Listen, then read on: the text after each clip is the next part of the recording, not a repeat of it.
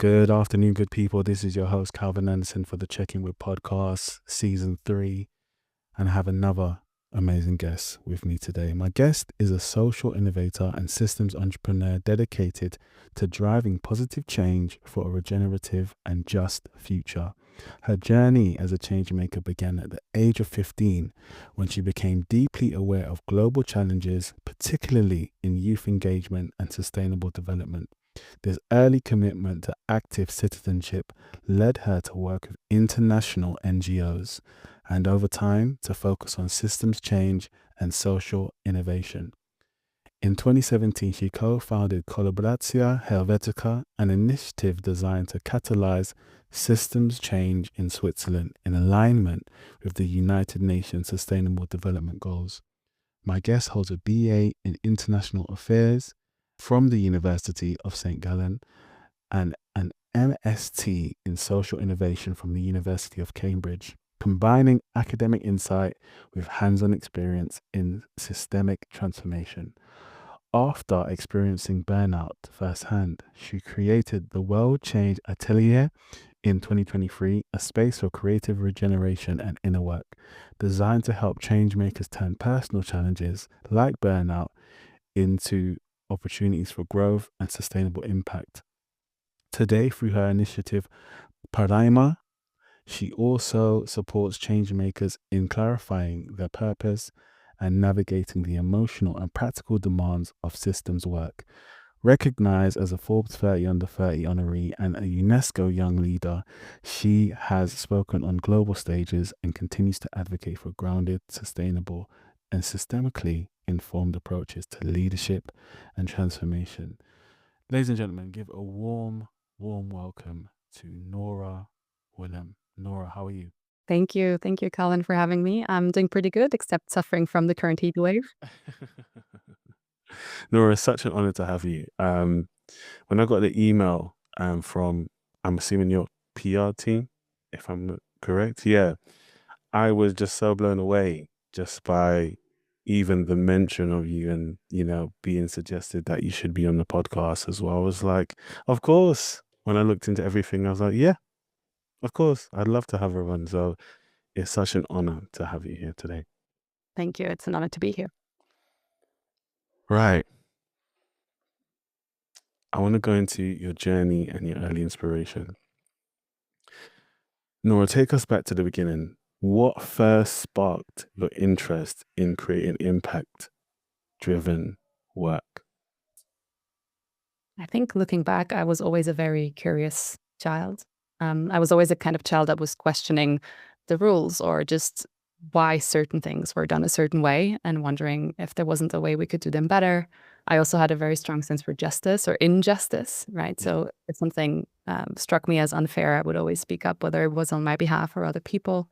So I think there were some seeds there when I look back already as a young child. But what I consider to be kind of my awakening to the state of the world came around when I was about 16 years old. I happened to be on exchange in Canada, in the town where Romeo Dallaire is from. So Romeo Dallaire was the head of the Blue Helmets during the Rwanda genocide in 1994. Yeah. And he was scheduled to speak at the library of the high school where I was. He couldn't make it that day because his PTSD was so bad that his now ex-wife, Elizabeth Dallaire, came instead. And I just remember how hearing what had happened in this genocide and how many people had died and how the international community had failed to intervene and was still kind of reckoning with that. That just kind of took, in a way, like the floor from underneath my feet, right? So it removed the sense of certainty maybe I had or a sense of understanding of what the world was like and that it was, broadly speaking, good and just and abundant, right? And I came face to face with some of the worst things that human beings can do to each other. And alongside that, I realized what we were doing to the rest of nature, right? How we are treating animals, whether they are wild or in our factories, factory farming, how we deforest and destroy biodiversity, seemingly missing the point that we are at the end of the day only killing ourselves, right? So I kind of came face to face with all of that. And I had this moment that just burst the bubble that I had grown up in. Not that I was, particularly like high class or privileged as a child, but still I was safe. I was, cared for. I had my basic needs met. And so I think from that point onwards, I have been on a trajectory of trying to make the best possible contribution I can to change to a more just, regenerative, like you've said, maybe beautiful world. Mm, that's so powerful. That is so powerful. You've given so much in that answer already. I'm thinking, where do I need to go? Was there a particular moment or experience that set you on this path? Yes, you've mentioned everything, but was there anything particular where you was like, yeah, this is where I'm gonna go because of this? I heard a TEDx talk. I forget by whom. It's one of those things you hear just a phrase and then it stays with you and it takes on a life of its own. Where this person was talking about a concept of daily leadership, and the specific example was that you never know how you show up, even just whether you smile at someone or extend like a gesture of kindness to someone, how this may impact that person. And Yeah. in a very extreme example, this person was sharing about how he later heard from someone that the kindness he had extended to this person, for example, made the difference between this person staying at the university that they had registered to versus quitting, right, out of fear of not being welcomed, of this not working out. So it can be the difference between choosing to end one's life, right? It can be so profound in its ripple effects. And sometimes it's less kind of life or death, it's less fundamental, but it still matters. It still makes a difference in the trajectory. Yeah. We developed this kind of philosophy of daily leadership of like, if all of us just do whatever we can where we are at, Mm, and that is how we like change the world bit by bit, right? And so that means being the best in a way, citizen, friend, partner, colleague that I can be, consumer, right? mm, And the danger with that for me, also as someone who is probably on the autism spectrum as well as ADHD, I tend to take things very literally. So for me, that kind of meant I really have to, like, what is your best, right? This phrase of like, do your best. Like, how do you know when you've done your best? Like, how do you know if in any single day you've worked enough, you've had enough impact, right? Like, when is the limit? Like, when you collapse from fatigue, mm, when you fall asleep on the keyboard, like, when is that point, right? yeah. And I think for me, my journey was definitely to learn to see myself as part of the equation and just not try to create a more just and regenerative world by exploiting myself, which of course does not work. Yeah. But it really took me time to learn that. But so that was my basic philosophy, like just do what you can where you're at. And interestingly, it's really something I still recommend to people, kind of this follow your arrow, like follow what calls you. Because in my experience, it doesn't make sense to sit down and think, oh, I want to change something. And then we get into these grand schemes, right? And we need to Mhm. transform all of capitalism and we need to remove all of white supremacy and we need to be gone with all of hetero patriarchy, right? Like all of those things. Yeah. Then we feel so powerless because these are so big and so entrenched and so old, right? And so multifaceted. And instead, I find it very powerful to say, okay, these are the things I care about. How does this show up in my life? Yeah. How does this show up in me and my behavior? How does this show up in my family, in my workplace, in my neighborhood, in my city, right? And maybe I can change something on a city level or in my school district that is profound. And then that will help me scale my sphere of influence. And so that was a bit my journey. I just started wherever I was at, which in my context as a young person was in my school, the European Youth Parliament, UN youth conferences, those types of spaces. And I just kept doing whatever I could. And that led to the next invitation or the next opportunity or my next noticing of, oh, this is also a problem. And right, Mm, then go there. yeah. So in a way, I think, yeah, when we follow our arrow, when we follow what calls us and in a way that is close to us in proximity, our sphere of influence, our power to change things actually grows naturally over time. Powerful. Nora, for people who, or for the listeners, what advice would you give them for being able to show up on a daily basis? One thing that I struggled with, as mentioned, is this sense of perfectionism or trying to be very extreme in the way I was approaching things. So that's one caveat right away, right? So Yeah.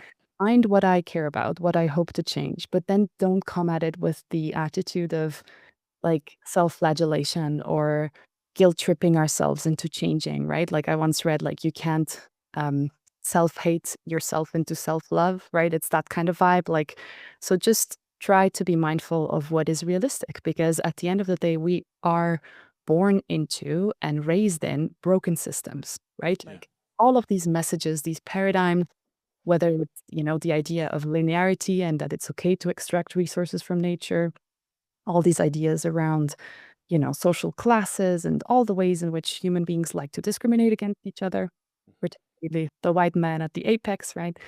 All of that is imbued in all of us.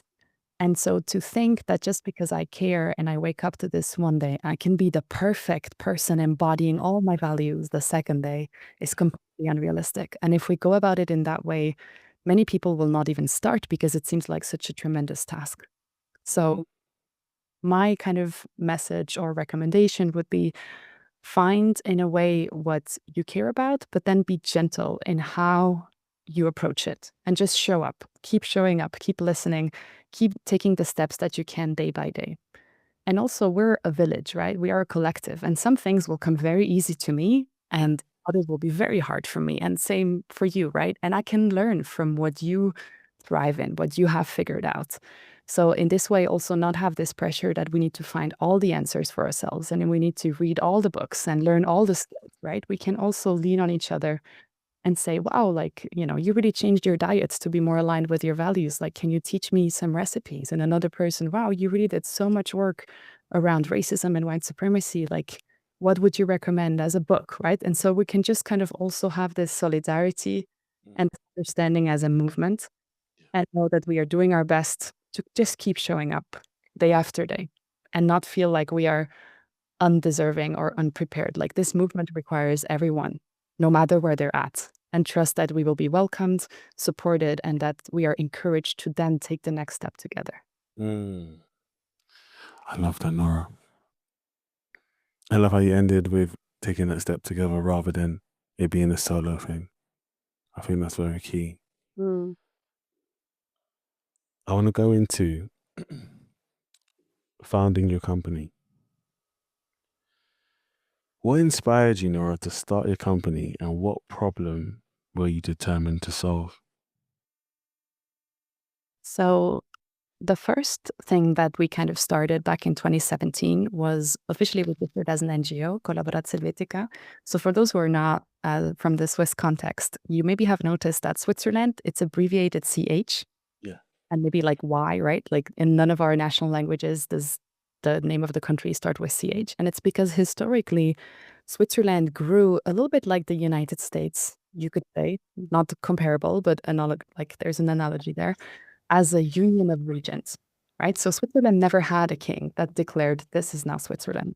We instead had regions that came together and said, let's make a union, a confederation. So CH stands for Confederatio Helvetica in Latin. And so back in 2017, we said, isn't it incredible that this territory, these people, our ancestors, were able to come together across very profound divides. They didn't even speak the same language, right? That in itself is like pretty astonishing. They didn't have the same religion. And you have to remember that this was a time when Protestants and Catholics were killing each other all over Europe, right? Yeah. In Switzerland. And somehow we were able to overcome that to create what is considered to be one of the most direct democracies in the world, right? One of the most participatory places in terms of politics. And our pitch was, couldn't we use this same legacy of dialogue, of bridging divides, of really like working together across those big divides in order to tackle the complex challenges of today, which are the never-ending rise of inequity, which are ecosystem collapse, right? And so on and so forth. So we set out to build an ecosystem for collaboration, co-creation, social innovation, to find solutions, to bring stakeholders from different sectors together to iterate on how we might advance what we call systems change. Maybe as a little insert here for those who either have never heard the term or have never heard it explained, because it's become a little bit something that people like to use, a phrase that people, kind of borrow and mention, but it's usually not explained. So maybe just for a minute, like what it means to me is that Please. try to address the challenges we're facing. So whether that's inequality or climate change on the level that is closer to the root cause. This means is that we need to notice that very often we are so busy fighting the symptoms of something. Yeah. And of course, like finding the symptom by definition is never solving the actual problem. So a simple example is, we need to remove the plastic that is currently in our oceans. Of course, we need to do that. And we've all seen horrible pictures of like a turtle with a straw in their nose and microplastics in our blood, right? We've all seen that. So sure, we need to remove the plastic that's now in the ocean. Mm. It doesn't take, a PhD to realize that if we keep putting plastic into the ocean at the same rate as we are today, or increasingly as it's projected to, then we have not solved the issue, right? So the only way to really resolve this issue at a root level is to transition away from single-use plastics. So in general, we would say away from an extractive and linear economy to a more circular economy, right? And an example in the more social space would be noticing that there are people who are hungry in my city and going out and delivering 10 meals a day, right? And which is, it's great. It's maybe what I can do, but I can spend the next 50 years of my life delivering 10 meals a day, and there will still be a problem of hunger in my city. Yeah. Working on systems change would be asking ourselves, why is there hunger in the city? How come? Like, what policies are causing this? And who is deciding those policies, right? For example, we know there's this many tons of food thrown away every single day. Who's deciding that supermarkets should rather throw things away than feed those who are hungry, and so on? And then trying to change something at that deeper level. That's what we set out to do back then. And I've been, raising millions of Swiss francs, euros, pounds.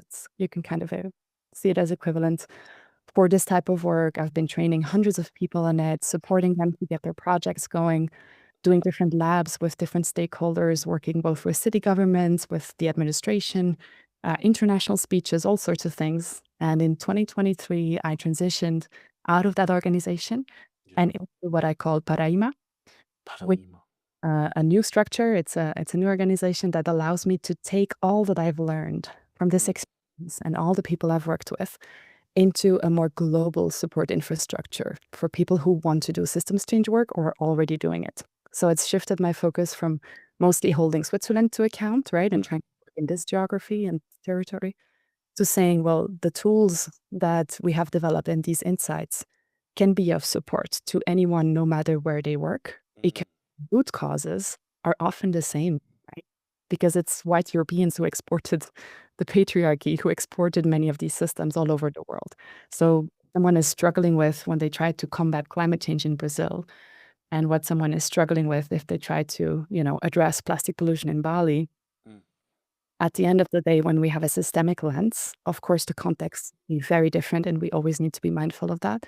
But there are things we can do to support these people in those different contexts. And so I'm trying to channel support, resources, money, right, which is one of the things that's lacking the most in this field, in these people's universes and work, so that also hopefully they don't have to go through some of the lessons that were the hardest for me to learn, including burning out in a process of trying to do this work. Where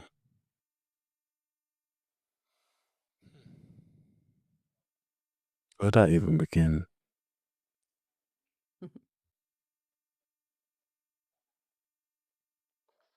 Wow.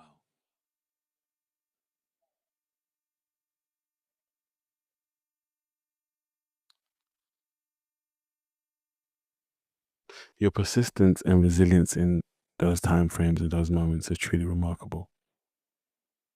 Thank you. There was so much you mentioned, and just in terms of, you know, the reasons for creating your company and what it stands for and the morals and, you know, being able to look after those who may not be able to look after themselves is such a great thing. Thank you for the answer, honestly. A third question for you. Recognition and impact. Being named the Forbes or being named onto the Forbes under 30 list. Is it a huge milestone? What did that recognition mean for you personally and professionally? So in paradigm shift work, I see that there are three very different ways of contributing. If you imagine the paradigms that are coming to an end or that we know should come to an end, right? So for petrol-based economy. And the paradigms that are emerging, like more justice, right? So inequity should come to an end, and we want to see more justice, reparations, all of that. So there are some people who are really here to create the new. They are out there. They're the pioneers. They're like creating eco villages, and they're, building new cities, and they're creating new schools, and they're building startups who, for example, build an alternative to plastic that is based on algae, right? All sorts of. So these people are out there creating the new. Very often they have to kind of leave the mainstream system behind, right? So for example, if I go out and I create a new school, obviously I'm able to help the maybe 50 or 100 kids in my school, but there's still the vast majority of kids in the mainstream school system, right? So there are some people who say, that's great, but I'm going to work at the intersection of the two paradigms. So I'm going to work where, for example, within the public school system, we are trying to take some of the things that the pioneers are doing and implementing it in the mainstream system. Yeah. And it'd be typically more gradual, less, transformative, less progressive because the system just resists change. But there's still something really worthwhile about doing what we can within the existing system. And then there are people who are working in the old system. And these can be people who are maybe, activists, and they're bringing our attention to how messed up certain things are, right? They're like exposing the dark secrets of the petrol industry, and they're showing that Pepsi and Coca-Cola knew all along that recycling was a scam and, wasn't going to be like good waste management strategy at all. So there, that's an important contribution too. And there's also people who are like protectors within the old system. So they may even work for like BP and try to protect those people within the organization. So use their, influence and their power maybe to try to help the people within that institution who are, for example, trying to advance towards renewable energies, right? So there's all sorts of contributions. Yeah. So my answer to, does a recognition like Forbes 30 under 30 help really depends on where you're positioned. Because if you're Extinction Rebellion, like your role is to call out how broken the systems are. So it's probably not helpful. It may even be counterproductive because other activists look at you and are like, Forbes? Like, what? But if your purpose is to be within the system, and for example, to go talk to the mayor and try to get the mayor to, implement some new policies on the topic that you're working on, or if you're trying to get your city to transition to donut economics, or if you're trying to work with universities and talk to them about systemic racism and how to improve things, then a recognition like Forbes 30 under 30 can really help you, because what it does is it increases your perceived legitimacy. So this is also a really important concept because nothing has changed about you or your work, right? You're the same person, you have the same values. Your work is equally like competent on day A and day B. But if on day B you have the Forbes 30 under 30 stamp of approval, or any other, like in the UK, you could say if you have a knighthood or whatever medals, folks did like to distribute, um, then suddenly, for example, a mayor, right? Nothing has changed about you, but a mayor may see you as a little bit more legitimate and maybe more likely to take a meeting with you. Or if you're trying to convince a business to change their practices, Forbes is a very respected brand in some of the business circles, right? So they may be like, yeah, sure, I'll take a meeting with you. Whereas before they might not have. So for me, in a way, when I tried to also, I got quite a lot of, change workers and activists and social entrepreneurs onto award lists like Forbes 30 under 30, but also others. And I sometimes have to convince them a little bit, right? Because again, it depends where you're positioned. But my point of view on this is like these lists exist anyway. Would rather have an ambitious young woman who has a vision for the future, who is working on driving climate change action, for example, on there, than another tech bro with their self-driving car AI app, which we are going to have anyway, right? Like that's going to be on there for sure. But if they exist, I think we might as well put people who have the heart in the right place, who are trying to create change on it, if it serves their strategy. So because I was working at the intersection, because I was working with city mayors, with, the federal administration, with universities, it was a useful recognition to get. Now, did it completely change the trajectory of everything I did? Probably not, right? Yeah. It doesn't hurt to have certain stamps of approval on your work. And then when you don't need them anymore, can kind of shed them off. Like when I passed 30, I was like, hallelujah. Old now, well, not old, but you know what I mean? Like I'm not anymore in this like, you are a young leader and you have to perform and do everything by 30. Like I'm 32 now. When I was 30, I was like, huh, I can relax. I spent my 20 working really hard. I'm still working hard, but not to a point of Yes. burning myself out anymore, hopefully. Yeah. No, thank you for that. I love just the journey you went through, and even just an insight into like the TED Talks. And, being inspired, but also being amazed by people over there, and you know,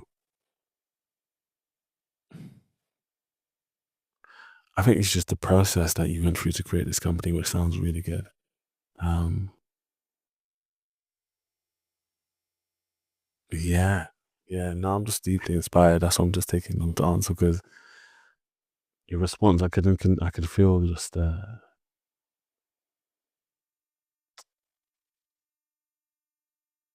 passion, the compassion Mm. in the way that you do. Yeah, Nora, that's that's incredible. That is incredible. And with this, you spoke about your recognition. We spoke about the impact it had. We spoke about you being on Forbes, and giving me the information about that. But I wanted to ask you,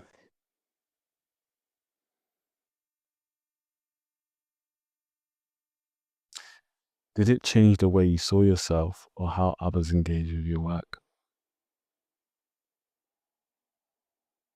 So I think in the eyes of certain stakeholders, recognition like this does matter, right? Yeah. So if you are speaking to the private sector, particularly, probably also if you're working with government or academia, because these are also sectors that tend to be, private sector oriented. Like we tend to have this bias that like the private sector has it figured out and we want to be more like the private sector, like more efficient or whatever the narrative is.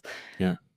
So, in the eyes of certain stakeholders that are more traditionally oriented, that are more part of the establishment, quote unquote, I think it does help. Um, it does help maybe to get a foot in the door, Mm, to a meeting that you otherwise wouldn't have had, or an interview, right? So, certain things may help, but the question for me is then always, what do you do with that moment, right? So, powerful. for example, if you're invited to go somewhere, what do you then use this opportunity for? And I Mm, think it's always important to be mindful of like when is something ego driven and when am I visible potentially, but on behalf of an ecosystem and on behalf of a cause.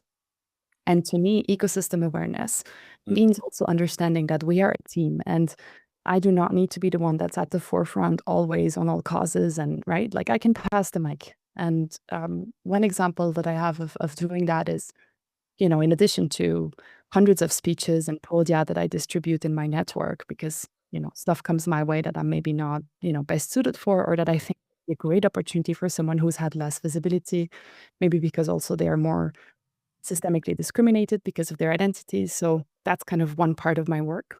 yeah. To give just one example, it's also Please. coherence. Um, I think it was back in 2021, maybe, that I was invited to speak at the UN General Assembly. Yeah. So it was in New York. They were going to fly me out there for a podium, like a panel discussion Mm, on youth and climate. mm, And I was like, like part of me would love to be someone who goes to speak at the UN, right? Of mm, course. But there's something I'm like, wow, amazing, right? Like you get to be heard, you get to bring your message, fantastic.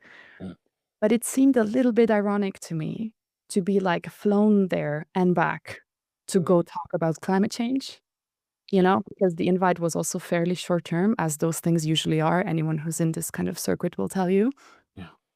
And also, I had to be really, really honest with myself that, like, yes, I can, of course, at the time I was young. Of course, I can say something about climate, Mm, but is it really my unique contribution? And if I'm really honest, no. Like there's other people, including young people, who are climate scientists, right? Who are hyper focused on the issue of climate. yeah. So I wrote back to them and I said, thank you so much. I'm truly honored, that my name somehow made it on this list. And to be honest, here are 5 other young women who are equally, if not more qualified than I to Mm. on this particular panel to go and speak to you about climate and youth. And these were women that I had sourced from my network that happened to be in New York already at the time. So this is an example to say when we get an opportunity, like an award or a speech or an invitation somewhere, we can use it to further the cause rather than our own interests. That's a basic thing. But we can also consider, should I nominate someone else for this? Should I pass Mike, right? So that's something that I try to do as much as possible. Though, of course, not everyone wants to be in the spotlight either. We all have different roles to play again, but I think it's worth trying. Mm. I think it's worth trying. Mm.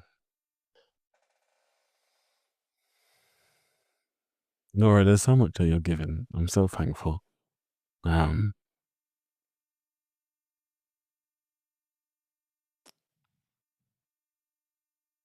yeah, there's so much to sit on and reflect on.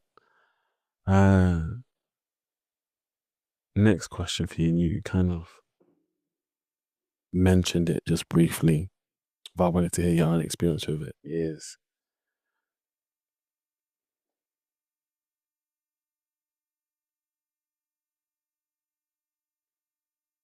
Mm. Okay, here's the next one.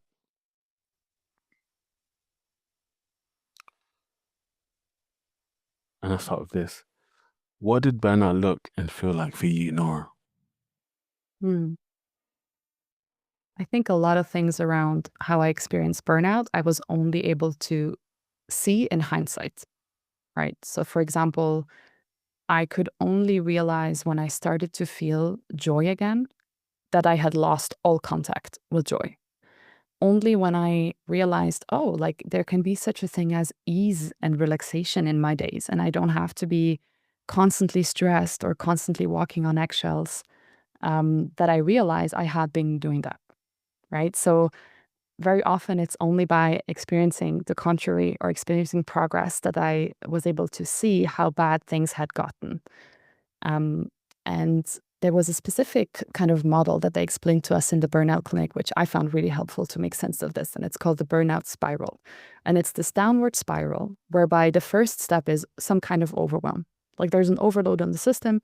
For many people, this is work. For other people, it could be a loved one passing away, a global crisis, like it could be all sorts of things. But then the next step is denial.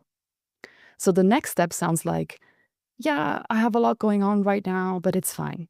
Yeah, it's a very busy month, but next month it will be better. And then the next month is never better, right? So that sense of denial that emerges, which I heard myself say so often, like, oh, it's a lot right now, but it will be better come summer. It will be better come winter. So I was definitely in that. And then what happens when you've passed the denial stage, you start to strip away things from your life that bring you joy, that bring you health, that bring you energy. So you start to spend less time on your hobbies. You start exercising less. You start seeing your friends less. You start, whatever brings you joy and was good for you. Over time, it even goes into the basics, like your sleep suffers. You have less energy to even feed yourself healthy food, right? So it can go really dark, really deep. And that's definitely what I experienced. So I noticed that I basically existed for work. I was always on edge. I was always feeling like I was underperforming, like I had to give even more, right? So even when my cup was completely empty, I was out there like, let me give more, let me give more, let me give more. One of the metaphors I use to describe how I feel is this image of the Sisyphus, right? Like in Roman or Greek mythology of like this person who's like pushing up a boulder up a mountain, and then because he can never make it to the top, the boulder rolls back down again, and the next day he starts all over. And so that's definitely how I felt, and I kind of made myself into the Sisyphus of like pushing, pushing, pushing, doing, and just seemingly never really getting anywhere. And I definitely did a lot of symptom fighting in my own life, right? Like I would book a day in the hammam and call that self-care and think I did something really good when I was just suffering under my circumstances at a much deeper level. So yeah, burnout was not a nice experience, and I definitely don't wish it on anyone. And at the same time, it was something that apparently I had to go through to just learn this lesson of how important it is to also care for myself in the process. And that, like I said previously, I cannot exploit myself and think that this is how I will create a more just and regenerative future.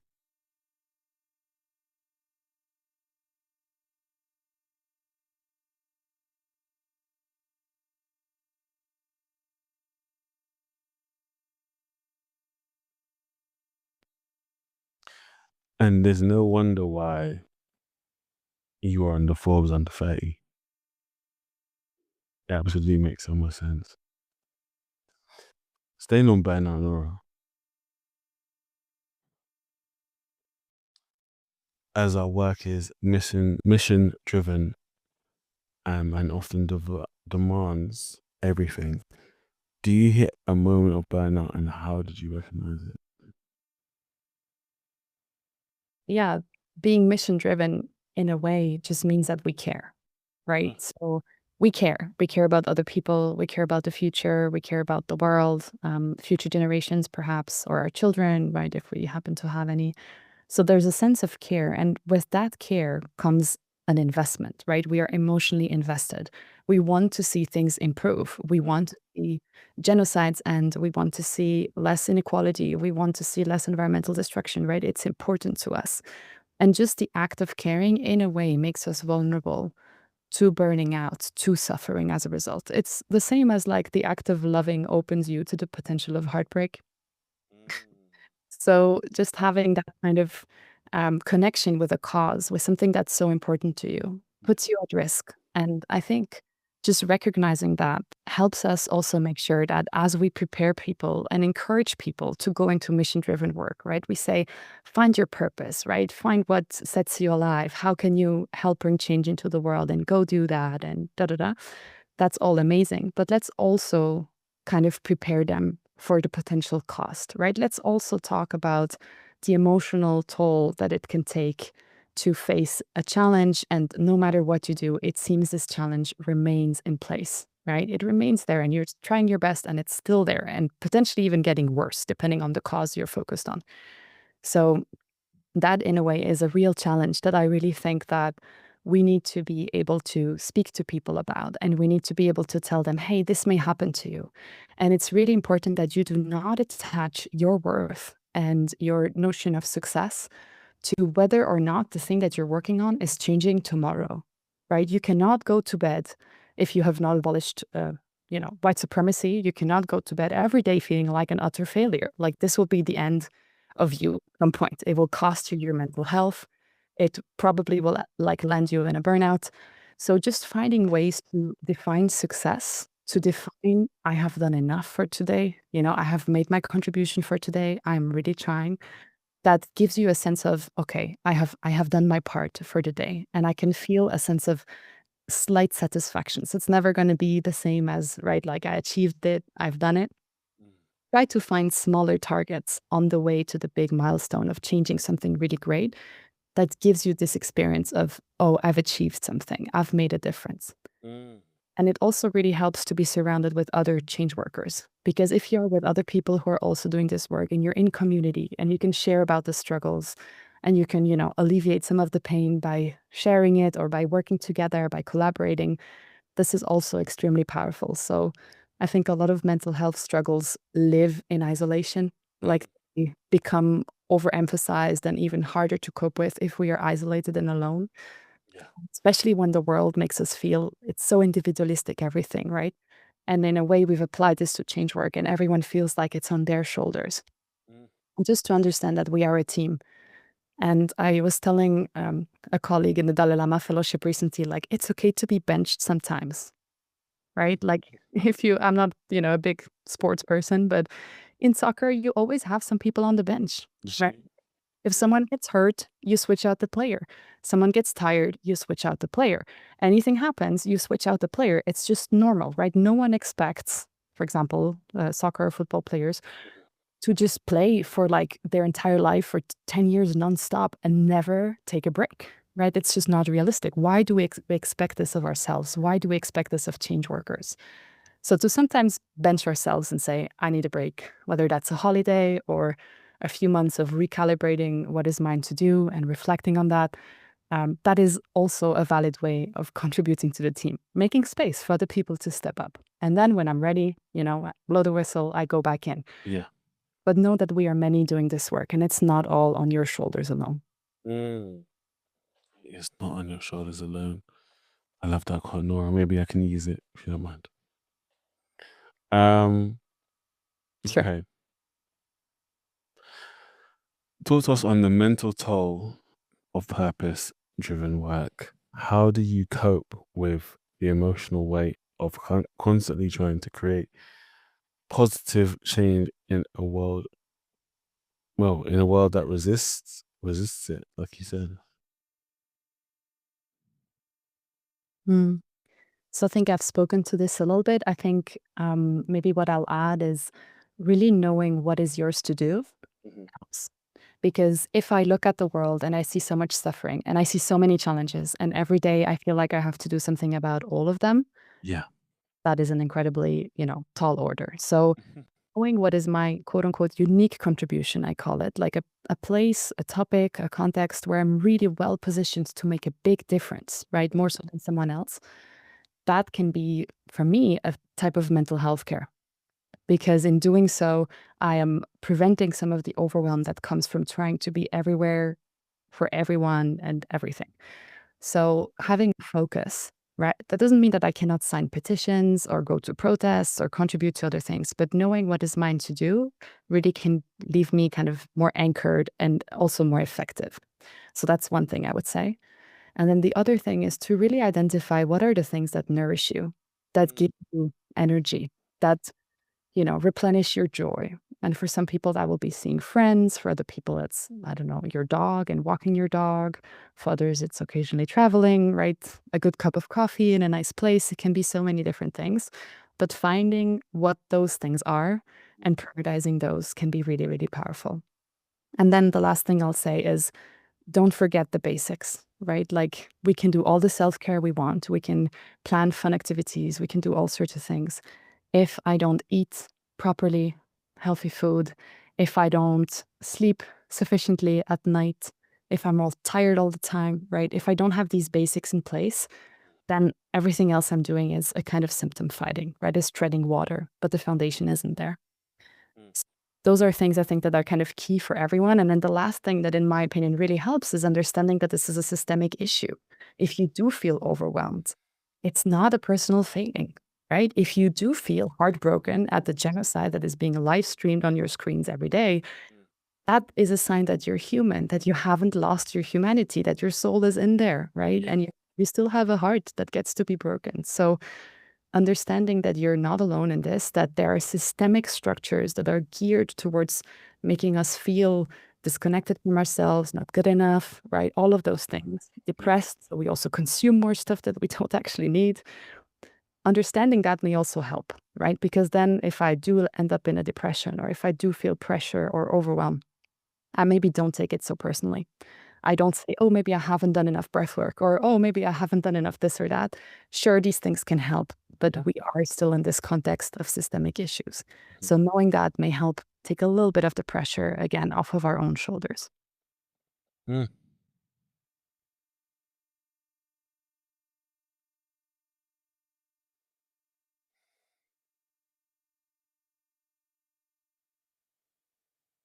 Again, I'm just lost for words. Just in terms of how you spoke about collaboration, teamwork, believing in yourself, and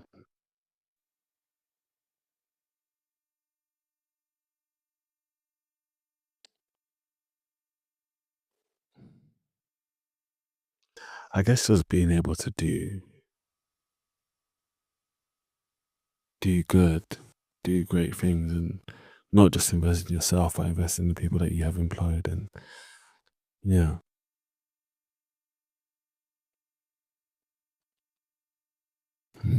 I want to use the word free, but ultimately, the word that comes to you when you're talking is cultivation.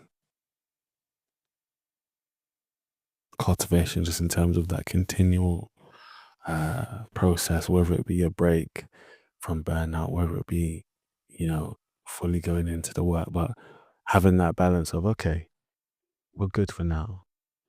Nothing's wrong. But then when something is wrong, okay, let me take a step back. I'm full at the moment, but let me take a step back. That's what I took. Next question for you.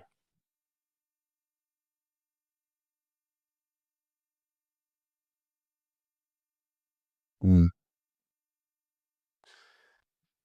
Nora, do you think purpose-driven people are more prone to internal struggle?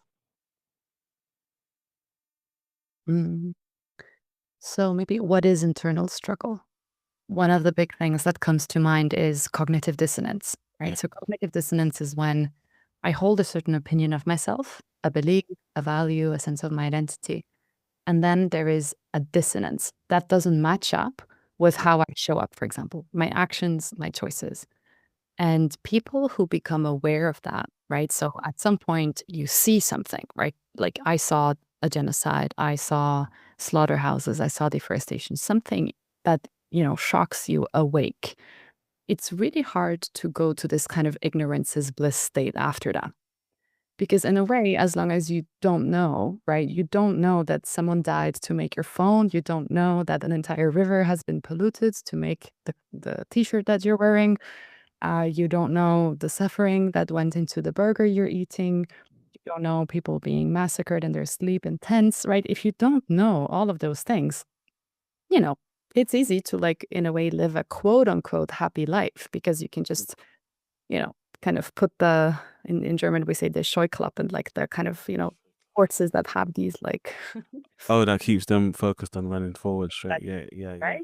So some people are able to do that. They're able to put this on to be like, not a care in the world. I'm just doing my thing. And they, yeah, live like that. And so I think people who care, change workers, mission driven people, purpose driven people, all of those people, inherently what they've done is they've said, I refuse to live like that, right? Like I am awake and I will not go back to sleep.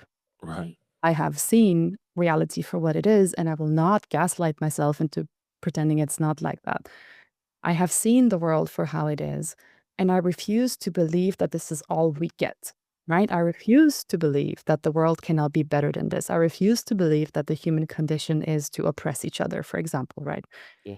We just stand up for something else. So, do we have more internal struggle? In a way, by design, right? Because we have accepted the struggle as ours. Some may have done so reluctantly, some may have gone all in very consciously, but in a way, we've seen something that doesn't work. We've seen something that's broken. We've seen a struggle and we say, this is not okay. And I'm not one of those people who will pretend it's not there or who will think someone else will come and save us. Someone else will come and fix it, right? I'm one of those people who steps up to the challenge and says, what can I do, right? Mm, mm, So, of course, we have more internal struggle. And then you add to that the fact that people who work to change a system are not typically the ones most financially rewarded by the system, mm. right? So typically, the ones most financially rewarded by the system are the people who work with it, right? Yeah. The bankers, if you look at a traditional kind of job description, are going to be much better paid than the activists trying to get the bank to de-invest from coal and petrol, right? Right. So, oil and gas. So that's just kind of a systemic reality. So people who care and try to change things will inherently or in general receive less money, less support, less in some cases, status and accolades. And many have maybe parents who are like, when are you getting a real job? Like, why are you not, doing the lawyer thing or the banking thing or whatever would in the traditional script, in the scripts that we've inherited, be considered successful, right? So we have a lot of deconditioning to do. We have a lot of deconditioning to do on what is success, what does it mean to live a good life, right? And there's a lot of science on this actually, that after a certain level of income, our well-being does not increase anymore. It like plateaus out. And what makes the difference is relationship, is time spent in nature, is our hobbies, is our general feeling of contentment, is things like, do we meditate, right? It's all sorts of things, but it's not money. So we have a lot of narratives and stories that we've been given that we need to debunk collectively, but also individually. And that comes with struggle. right? Because we have to do the inner work to reprogram certain stories we've been told. And that can be really hard. So it's not just the mental health, it's not just the burnouts, the depression, all of that's a risk, but it's also just this struggle of facing what we've been told, what we've inherited, Mm. and trying to rewrite that narrative for ourselves.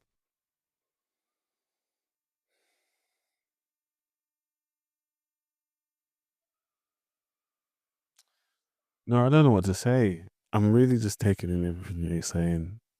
Hence why what time my eyes are closed, because I'm hearing just the passion. I'm hearing, the examples, and even when you spoke just now, it was just kind of like, it's no wonder you're on. It's no wonder Forbes literally was like, yeah, we need to have Nora on here. Um,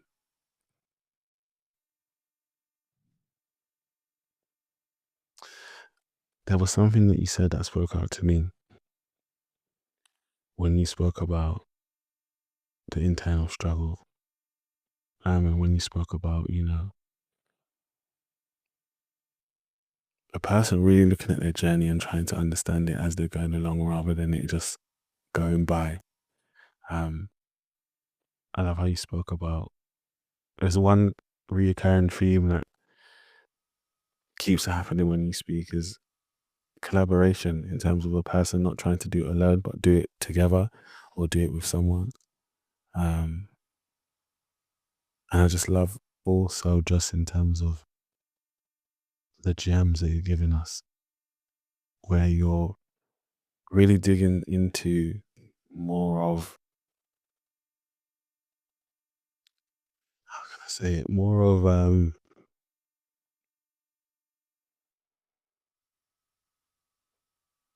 was it when you spoke, that was it, when you spoke about working with the system, but then also working outside of the system, and how, of course, if you're a banker, so to speak, there's a set limit of what you can earn, and it's going to definitely be higher paid because you're within a certain structure. Whereas if you're working outside of a certain structure that's been already made for us, like you said, from a very, very, very long time ago, it might not be the same. Compliance is a word that comes to mind when you said that. Hmm. Yeah, it's like the fish that's in the water, right? At Yes. what point do we realize, oh, we are in water? And so many of the things that we were told are normal, I think there comes a point where we're like, wait, who said that? Like, why? Like, oh, people, gendered women have to like remove all their body hair. Like, oh, Yeah. interesting. Like, who said that? Right. And I always find it interesting how, like, we look, for example, in archaeology, right, at other civilizations in the past, and we're like, "Oh, that's crazy." They would, like, wrap their heads so that their skulls would be elongated, or they would put rings around their necks so they had these long necks, or, oh, they would bind their feet, and that would have these consequences for them. And then I'm like, in what ways are we, like, modifying our bodies just because we think we have to? Like, this is just what our society does, eh? Yeah. And I always imagined like an alien or an anthropologist looking at, quote unquote Western society Yeah. with that lens, like, oh, how interesting. Like they behave like this and they do these things. And um, there's this story about like a certain island in I don't know if South or Central America, where they think that the people, ended up dying out because they cut down all the trees. And they're like, it's like this story of like people on an island who like, signed their own doom in a way because of what they did. Yeah. And I wonder if at some point in some museum there will be a story like this about us, you know? Mm. Mm. Funny, like these people back in the 2000s, right? Like this is like the 4000s, we don't know, right? But these Yeah. people back in the 2000s, they were all like, they didn't mind to have like microplastics in their brains. How interesting, right? Mm. Like, like a lot of the stuff, like there's a concept in the academia also called moral revolutions. Yeah. What happens when something is considered normal, right? So we always have to remember that like legal, for example, is not a barometer of morality, right? Like slavery was legal, raping your wife was legal, right? All of these things were legal. Many things today are still legal that are absolutely atrocious. So there's a law, okay? And then somehow the morality changes, like the moral standpoint where people stand on this issue shifts over time. Yeah. And when then finally that tips over into a new status quo where we are like, this is not okay. For example, today, who would remove the right to vote to women, right? Okay, that's the next proposition of Trump. We don't know what else he's going to come up with. But in general, right, we've reached this point and there's been this more revolution. And I'm just over here hoping that we'll get to the next one sooner rather than later. Rather than later. Nora, you've spoken about rewiring your inner workings. What did that process look like for you? And were there specific tools, habits, or mindset shifts that helped you align personal well-being with your professional mission? There definitely needs to be an equal amount of inner work to be able to do certain degrees of outer work. So, for example, we cannot bring peace to the world if we ourselves are not holding peace within ourselves, right? It's like you can't, at this most extreme example, you can't bomb people into peace, right? Like this is a sign we've been seeing in the past. We're seeing it again with, the bombing of Iran, for example, and other places. But this sense that like we cannot achieve a certain aim by a tool that is contrary to that aim. And the same is true for our own inner working. So for example, I cannot, be a contribution to anti-racist work in my context if I do not take the work of anti-racism seriously Yeah. in my own life. And if I am not willing to do the needed deconstruction in my own life, right? Because if I don't do that, then I may just approach the topic from a white savior perspective, right? And I may think like, oh, I'm doing such a great thing. And I have like zero self-reflection around my own privilege and power dynamics and all sorts of things that risk creating more damage than helping at the end of the day. And the same is true if I try to look at gender, even if I look at climate. Like we need to do inner work to deconstruct certain things, to heal also certain things that we experienced, or like we were talking before, narratives that we were taught and rewrite those to be able to be that change in the world. So that's one level, right, of deconditioning inner work that has to do with rewiring certain things so that we can show up more and more like the person we want to be. So again, really importantly, right, this is not about perfection. It cannot be because there's always a new topic, right? Like I may think that I'm very educated and very aware, and then someone brings in, for example, fat phobia, and I'm like, oh, I was not educated on fat phobia or ableism, right? I'm like, oh, I was not educated on this yet. Yeah. Mm, there is more work to be done. And there will always be, another culture, another topic, another way in which we then realize that something was harmful or not okay. Yeah. And of course, the people who were on the receiving end of it have known all along, right? So it's like a late awakening from everyone else. But still, like understanding that there will always be a new frontier of learning, right? We are not going to be done kind of improving our state of consciousness or becoming better humans, right? This is something we work on consistently. It's like if you're an athlete, it's not because you worked out a lot that you can keep being an athlete and never work out again, right? Or if you're a monk and, a master meditator, like you could have done, 10 years of meditation. If you stop today, that's going to go away. So it's something that we keep at. It's a practice. It's not a checkbox. So that's one thing I think that's really important when it comes to all these complex topics and so on. And then the other thing is the more, I'm going to say, personal challenges. So here I'm referring a bit more to like limiting beliefs that Yeah. maybe our parents imprinted on us, or something that we learned through a traumatic experience, a coping mechanism that we developed. So this is more the realm of psychology and, shadow work and all of that.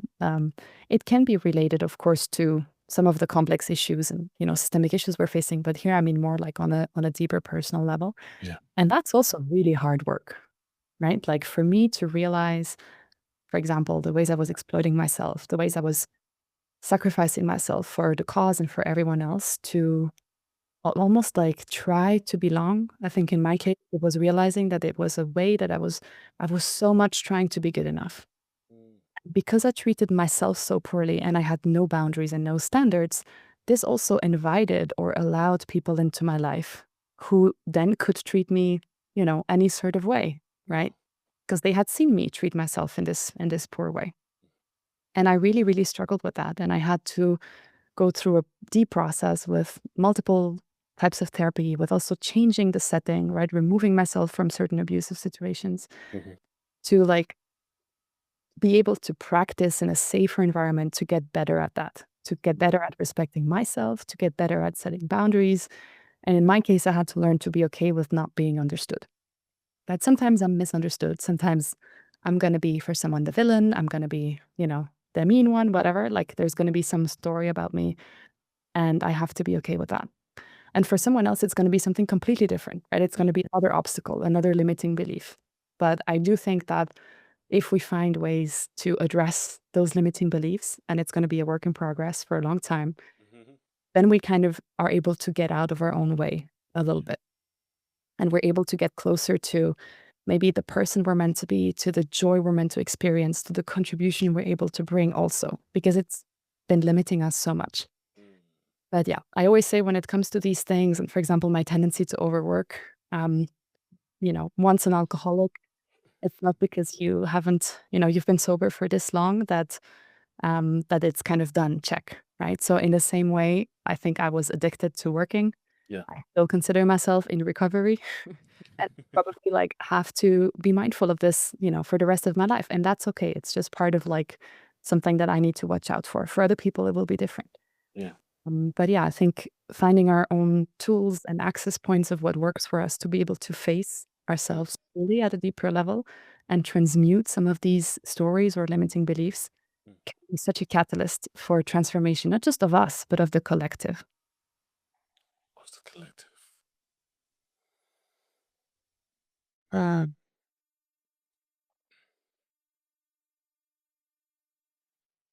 Yeah.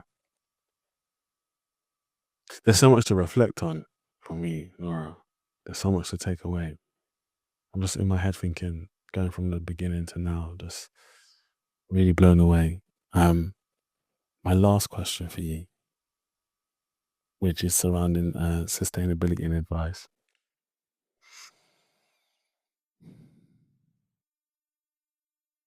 I'll do a two-part question if that's okay. What practices, Nora, help you sustain both your impact and your mental health now? And what advice would you give to emerging change makers who want to build without burning out? So to me, maybe to reiterate the types of mindsets and ways of looking at things that I think really help, Yeah. it's knowing these issues are systemic and we are not alone in them. Understanding we are a collective, we are a movement, millions of people strong, and I don't have to do everything, right? Finding what is really mine to contribute, what I can absolutely focus on, that is so powerful and so important. Mm. And then finding the things that regenerate my energy, that nourish me, that give me joy, prioritizing those, no matter what that is, right? Yeah. Whether sailing or going to the park or watching a certain type of movie. And then really never neglecting the basics as much as possible. So sleep, nutrition, right? All of those things. Those I think are really, really kind of essential, both mindsets and then kind of goes into the practical level of embodiment. Yeah. What I found really helps me is do things that take me out of my mind and into my body. So, for example, doing a certain type of dancing, like conscious movement, five rhythm, open floor lap. There's different types, but something that really tunes into the body and can kind of shut off this, rational chatter that otherwise guides so much of my life. That can be really, really powerful Yeah. because I may be able to release something or process something or have an insight that I couldn't access before because I was just so busy up here. And the other thing, all things creative, because in my experience, art cannot lie. Like art, true art, Yeah. just came from the soul and is transmitting some type of truth. Now, how that truth is received or judged or interpreted, right? That's completely in the eye of the beholder. But if Right. I make art and I do so truthfully, then it will come from my soul and it will be like a piece of me that I've excavated that I'm putting out into the world. And so creating any type of art and not, for the sake of the output, not thinking I'm going to make an exhibition out of this, but really just for me to excavate something, to uncover something, or to process something can be so powerful. And I'm partial personally to poetry, like a type of very quick poetry writing that I also teach. But with the Well, my side quest, where we help people use art-based practices to, improve their resilience, replenish their own inner wells, and so on. I also collaborate with artists and facilitators who have all sorts of crafts. So we have dance-based journeys, but we also have, with painting, with using fire and candles to make mark, using clay, all sorts of things. And sometimes just doing something creative for the process, for what it will teach me, for what it will reflect to me, can be so powerful. So that's a practice that, I found really, really helped me. It may not be for everyone, but if, this speaks to you or if you've never tried this out before, dear listener, maybe that's something to give a try because it just connects us to a different level of awareness, presence, and insight, which can be so powerful. And so, to kind of bridge into your second question, what advice would I give to emerging changemakers who want to do this work, but hopefully without building out? Yeah. I think everything I've said before really applies, right? So, the understanding this is systemic, finding what's yours to do, finding your village, your community, your movement, all of those things apply. Mm. What I would add to that is to not take everything too personal. So to not take too personal if, for example, a stakeholder rejects you, if a funder says no to your funding proposal, if someone you wanted to collaborate with says no or ghosts the conversation. Like all of those things are things that are bound to happen in your turn. They're just bound to happen. It's like you put yourself out there and, disappointments are bound to happen. Things are bound to not go according to plan. And I think just to understand that resistance to change correlates with your investment in the status quo. This is important. Like how resistant we are to change depends on how invested we are in the status quo. So, what this could be is money. I'm making a lot of money from the status quo. When you show up and you tell me, hey, this needs to change and it's going to reduce your income by 50%, I'm probably not going to be very eager to change the thing you're suggesting, right? Right. But it could also be infrastructure or my identity, right? If I'm very invested in a certain identity and you're challenging that identity, also be very resistant to change. And so that is something that's interesting to know about ourselves, right? Yeah. We could fall into this, but it's also interesting to know about the stakeholders. So, for example, when I go out to a CEO of a certain company and I'm trying to get this person to change certain things, if this person rejects me or even becomes aggressive or maybe tries to publicly humiliate me, all things I've personally experienced, Yeah. do not take it personal. It's not about you. It's about what you represent. It's about the change that you are standing up for that this person is rejecting because of their investment in the status quo. Now, can you learn from this and try a different strategy next time? Sure, right? But don't take it personal. It has nothing to do with you. And even people will project upon you in a positive way. They will maybe see you as the savior. They will think you're amazing. And then, of course, when they get to know you, you're only human. We all have our failings, right? And then they may judge you really harshly because, from their point of view, you just fell from a pedestal that were asked to be put on, right? But they put you there anyway. And just that experience too, right? So you will be projected upon. If you dare to stand up for change, for a better future, you will be on the receiving end of negative energies, of, positive projections and expectations. And just don't take none of that too personal. Remember who you are, remember your values, stay grounded, right? Don't let it get to your head either, right? Like if it goes really well, like keep also the ego in check, keep thinking how you can be a team player and really pass the ball in this ecosystem aware way. Yeah. But regardless, whatever comes your way, don't take it too personal and just stay the path.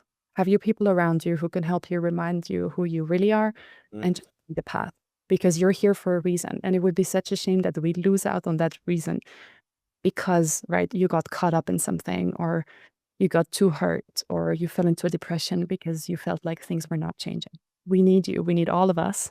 And so that would be my key advice. Take care of yourself, keep going, and just don't take it too personal. And you heard it, ladies and gentlemen, from Nora, your advice for not just 2025, but just for life in general. Nora, thank you so much. Thank you. Thanks for having me. It was a nice check-in. No, thank you. No, I don't even know what to say. I'm actually just left speechless just because you touched upon so many things and you made all the questions even more tangible than when I asked them, even your responses. And, you know, I felt like I was on a journey I don't know how, you know, your side quest, as you mentioned, which is the well. I don't know how you.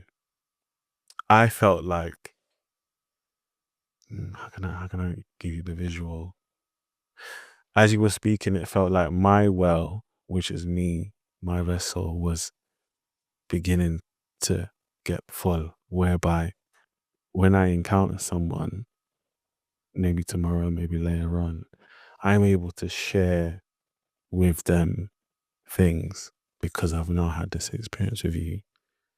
I've been able to, in some ways, make it more tangible, like share water with them, make them, if they're thirsty, give them a drink, but more so just if it's knowledge, if it's kindness, if it's being able to help them. I'm so full now from this conversation with you that I just want to, give to whoever I encounter. If it's the only person on the street, if it's someone on the bus, if it's me and someone has eye contact, if I see someone upset, just giving. That's how I've been left speaking to you today. Sharing that. Yeah, it really matters, right? How we show up with each other. And I think people really feel the generosity and the care. And this has so many ripple effects that we cannot predict or comprehend. And I think we have to trust that every day as we show up the best we can, that makes a difference. And it's on us to kind of choose what difference we want to make. I think Jane Goodall once said. Yes. Nora, before you go, I just wanted to throw like some fun rapid questions at you before you leave. Is that okay? Sure. Okay. Nora, if you could live anywhere remotely and work from that place, where would it be and why?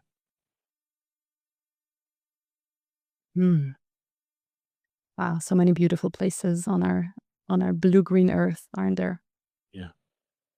I think if I could live in some gorgeous tiny house in Slovenia by a lake, like surrounded by these beautiful trees, old growth trees, occasionally see a deer as I'm typing away, writing my book, or drinking the morning coffee on the porch. I think that would be dreamy right now. Mm. What's your favorite season, Nora? I think it's a tie between spring and fall. I like the transition seasons in a way. I like when the sun comes back and there's new energy and you plant seeds and there's this kind of buzz in the air. Then the heat of the summer, is a little bit less mine. Also with my skin, if you can not see me, I basically have two modes, either vanilla or strawberry ice cream. So I go from white to red, and that's that. Yeah. So summer isn't so much mine. And then fall also has this quality of introspection, of starting to slow down, of thinking, what is my harvest from this year? Which is also quality I really appreciate. Yeah. What advice would you give to your younger self, Nora? I think I would say trust yourself Yeah. and you are lovable. Mm. Like if I could spend a little less energy trying to get validation, trying to feel like I'm good enough, trying to, seek approval from other people and give that a little bit to myself sooner in my journey, I think I could have, achieved even more. I could have done even more things and certainly experienced less pain. Yeah. So trust yourself and know that you are good enough. Mm. What advice would you give to your future self? Ooh, that's a great follow-up question. Actually, probably the same. Trust yourself. Know that you are good enough because we always meet new challenges, right? As we grow, we take on bigger challenges, we take on bigger projects. Like right now, I'm trying to publish a book, right? Something I've never done before, humbling process. So just stay on the path, trust yourself. You'll get there. And last question, Nora, for you is,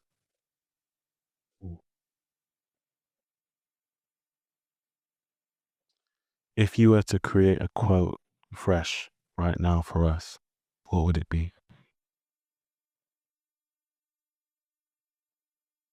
Slow and steady, trust your inner vision. Mm. Why did you choose that? To me, it speaks to the fact that when I was younger and also when I started Collaborazione, my first bigger social enterprise, I had this energy of, I have a big vision and I want that vision tomorrow. Like I plant a seed and the next day I want to see the garden in bloom. Mm. And if not, I'll be like pulling on the plants to make it grow quicker. I'll be like dumping fertilizer, right? So Mm. I think there's so much beauty and importance in holding a big vision because we need more dreamers, we need more visionaries, we need more people who stand up and say, here's the future that we could have, right? If we were able to manage our resources better. Yeah. Here's already the future that exists in some places, and it would be possible for all of us. We could all work less, and be freer and happier and healthier and so on. So we need those people. But then my relationship to that vision, it's really important that it's slow and steady. Sure, sometimes, I get this burst of energy and I'll get something done real quick and I'll, tackle something in a really efficient way. But the general energy is one of kind of pacing myself to what is realistic to do day after day and trust that by putting one foot after the other, I will get there. And I will not get there if I try to race to the top of the mountain, right? I will like collapse. Didn't someone once say the the walk up Mount Everest is littered with very highly motivated people, Yes. right? So like there is such a thing as being overly ambitious and putting so much pressure on ourselves. And of course, there's all sorts of reasons why a Mount Everest climb can go wrong. So let's not overstretch that metaphor. But in the context of change work and of building things that are meaningful in our lives, by trying to race what something that is actually more of a marathon or an Ironman or something that just takes a lot of time, we can really burn out. And most likely we will not get to where we want to go. We will not get to see our vision. We will not get to the top of the mountain. So that's why slow and steady, trust your inner vision. Slow and steady, trust your inner vision. Nora, thank you so much for today. Someone's heard you, Nora, and they want to reach out and speak to you. What's the best way someone can talk to you? There's all sorts of channels. Or let me do a retake on that. There's all sorts of channels depending on what the interest is. So if what's piqued your interest is systems change and change work and how can I scale my impact and how can I really bring the contribution that I'm here to bring and find my purpose, all of these questions, that will be with Paraima. So we have a website, we have resources, including a free systems change one-on-one workshop, for example, a newsletter, all sorts of things to support you on that journey. And you can also reach out to me directly via, the contact form or any of our social media. I read every message that comes in, so you'll get to me that way. And the other entry point is if you're more in a season where you need to take more time to take care of yourself, if it's time to replenish your inner well, if it's time to, do some inner work so you have clarity and you can go out again and make a difference again, then the well is more your sanctuary and the place where you can really arrive.